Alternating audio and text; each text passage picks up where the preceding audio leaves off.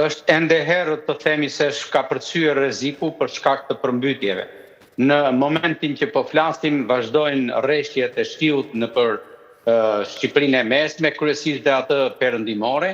dhe kjo ka bërë të mundur që niveli i ujrave kryesisht në zonën fushore të shtohet dhe përjedhoi një pjesë e mirë e banorëve mbeten ende në rrezikun e lënies së banesave të tyre dhe pësimit të dëmtimeve që kanë të bëjnë kryesisht me blegtorin, apo qoftë edhe me pronat e tjera të investuara për gjatë viteve në mjedisin dhe tokat e tyre. Në të njëjtën kohë, sipas raportimeve, aktualisht shqetësime të tilla të nivelit të lartë alarmant paraqiten ende në zonën e Lezhës, sidomos edhe në ultësirën e Shkodrës, në qytetin e Vlorës, në zonën e Novoselës, madje sipas të raportimeve të orëve të fundit, ka shqetësime për shkak të erozioneve dhe kryesisht spostimit të një masivi të madh malor në zonën e lumit të Vlorës në bashkinë e Selenicës. Të gjitha këto kanë bënë të mundur që të izolohen shumë familje, të mbeten në kërkesën e nevojave emergjente, shumë familjarë dhe banorë të këtyre zonave të prekura nga përmbytjet. Gjithashtu, në sistemin e emergjencave të Shqipërisë është ende situata alarmante për këto njësi administrative të cilat i përmendëm, por në të njëjtën kohë parashikohen edhe shtimi i rreshtjeve në orët e ardhme, kryesisht edhe të ditës së nesërme. Të gjitha këto së bashku e kanë rritur jo vetëm alarmin, por kanë shumëfishuar dhe problematikat që kanë të bëjnë me dëmtimin e infrastrukturës ujore në mënyrë të veçantë atyre kullojnëse, ka probleme me hidrovoret të cilat janë të pamirë mbajtura dhe problematikat sociale kanë evidentuar në të njëjtën kohë edhe evidentimin e problemeve të mos ushtrimit të kontrollit administrativ, kryesisht mbi përrenjë, mbi ujësjellësit, mbi pjesën e urrave dhe në mënyrë të veçantë të mjedisit urban. Mirë po, kur jemi këtu tek infrastruktura, sot gjatë ditës në mbledhjen e Komitetit Ndërministror për emergjenca civile, zotëri Rama tha se kanë invituar një situatë të keqe duke pasur parasysh investimet e dekadës së fundit, pra sidomos ato në investimet me hidrovaret, dhe tha se ato i kanë mirë mbajtur, ndërsa ju po thoni se situata me to nuk është mjaft e mirë. Po, në qytetin e Gjirokastës problemet u shkaktuan nga mos ushtrimi i kontrollit për zhbllokimin e tubacioneve, të cilat bëjnë shkarkimin e përrenjve nga mali i gjerë ku është vendosur qyteti i Gjirokastës. Ne nuk duhet të harrojmë faktin që qyteti i Gjirokastës konsiderohet një ndër qytetet më të pjerta në hapësirën e Ballkanit Perëndimor. Dhe përjedhoi rrjeshtet e shumta dhe të pa pritura më herët, bën të mundur që të shpërthejnë tubacionet e bllokuara, kanalizimet dhe pjesën e kullimeve ujrore. E njëjta situatë po paraqitet edhe në zonën e Durrësit, por kryesisht në të ashtu quajturin territor të Ish-Kënetës, ku banesat janë ndërtuar në një nivel nën nivelin e detit, dhe kjo ka bërë të mundur që të mos kemi qarkullim. Në të njëjtën kohë, jo vetëm elementet e kritike të opinionit publik, të opozita politike, por edhe ekspertë të shumë gjatë këtyre orëve të fundit kanë kritikuar gabimet urbanistike të kryera nga administratorët e Bashkisë së Durrësit ndër vite. Kjo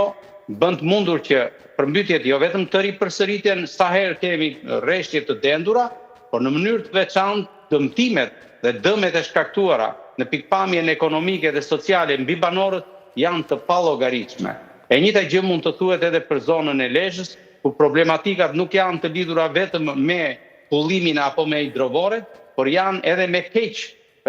ushtrimin e politikave të urbanizimit dhe të ndërtimeve në mjediset të cilat janë të zonës pushore dhe që në shumicën e rasteve përmbyten nga lumenjt, shtrati të cyrive ka problematika të mosmirëmbajtjes dhe probleme të akumuluara nga pakujdesia administruese. Pra përmendet se situata shumë e vështirë dhe në këtë rast shumë qytetarë natyrisht që kanë kërkuar edhe evakuimin, mirë po aq sa pam nuk është se ka një shifër të përgjithshme në lidhje me se sa persona, pra sa banor janë evakuuar. Pram që zotëri Rama dha një shifër rreth 300 persona që janë evakuuar, mirë po nëse shohim shifrat lokale atëherë Durrësi pat mbi 600 persona. A ka ndonjë shifër të saktë se sa janë evakuuar dhe a ka ende persona që kërkojnë evakuim nga zonat e përmbytura? Janë dy anët e medaljes. E para, statistikat zyrtare janë jo të mjaftueshme dhe jo të plota, sepse kultura e transparencës në marrëdhënien e administratës publike me opinionin publik është defektoze në Shqipëri. Unë mendoj që numri mund të jetë më i madh, ndonse numri i familjeve është ai që zyrtarisht pranohet, por numri i banorëve të prekur nga përmbytjet dhe të spostuar nga zona ku ata jetojnë dhe kanë banesat e tyre, mund të jetë më i lartë. Praktikisht nuk është përfshirë numri i banorëve të zonës së Novoselës ose të Mifolit në Vlorë, madje në kufi edhe me Fieri. Në të njëjtën kohë, në Durrës, në zonën e Ish-Kënetës, banorët përgjithsisht ngjiten në katet e sipërme të banesave të tyre dhe refuzojnë evakuimin e tyre, sikundër mund thuhet edhe në disa lagje të cilat janë në nivelin e detit në zonat periferike të qytetit të Durrësit. Duket se rreshtet e fundit kanë sjellur edhe dëme të mëdha, pra mbi 100, mbi 1.600 banesa tashmë janë përmbytur dhe mbi 13.000 hektar të tokës bujqësore po ashtu. A ka filluar vlerësimi i dëmeve derisa Rama po ashtu premtoi edhe kompensimin e tyre? Fatkeqësisht ende nuk ka filluar diçka e tillë. Deri në momentin që po flasim është bërë thjesht ofrimi i ndihmës së emergjencës, sepse në qarkun e Durrësit, ky është koncepti i ndarjes administrative në Shqipëri, janë 3 komuna të cilat aktualisht janë të dëmtuara. Përkatësisht është Pushtruja, është zona e Durrësit dhe pjesa tjetër në kufirin e Kurbinit. Gjitha këto janë shumë të dëmtuara, të prekura dhe janë 2, le të themi, ndikime negative. E para njëherë, banorët dhe fermerët janë në riskjet ekonomike dhe financiare të dëmtimit të pronave të tyre, por po kaq të dëmtuar janë edhe blegtorët dhe kryesisht fermat e kafshëve të cilat në këtë zonë janë të konsiderueshme. Ata kanë kërkuar edhe gjatë orëve të mbasdites dhe mbrëmjes së sotme ndihma prej administratës publike, qoftë për ushqimin e kafshëve dhe por qoftë edhe për transferimin e tyre në zona ku mund të jenë të mbrojtura prej përmbytjeve të shkaktuara. Nuk ka një statistik të dëmeve reale, por ajo që pohojnë një pjesë e mirë e mediave serioze të Shqipërisë është se raportojnë dëmtime në numrin e gjedhve dhe në numrin e krerëve që kanë në fermat private dhe në stallat private. Por sipas jush, a ka bërë mjaftueshëm qeveria shqiptare për të menaxhuar këtë situatë, duke u përgjigjur mjaftueshëm kërkesat të qytetarëve?